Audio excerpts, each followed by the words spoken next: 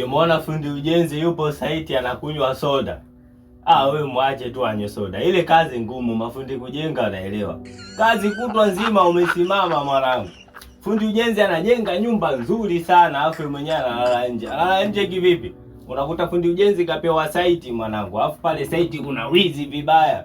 Fundi anajenga mchana, usiku analala site mwanangu, kwenye pagala, kwenye gofu, anafanya kazi mbili, kazi ya ulinzi pia kazi ya ujenzi. Fundi halali mwanangu, hapo mwiko uko pembeni, konobao liko pembeni. Yani ule mwiko unakuwa kama nani, kama mkuki, konobao kama ngao, akisikia chakala chakala.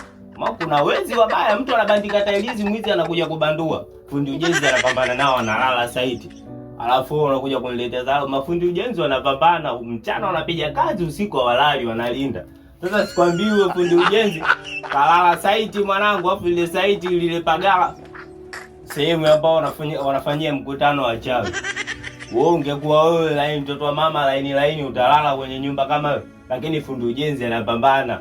Fundi ujenzi anajenga mpaka nyumba zenye migogoro ya familia, nyumba hiyo. Fundi ujenzi analala, washirikina wanakuja wanakuta fundi ujenzi ana hili wala lile kakaa. Fundi ujenzi kama kupe yake, kama mwanamke heshimu ile yake ngumu babu. Simenti, unajua simenti inavyochubua mikono. Fundi ujenzi anapambana.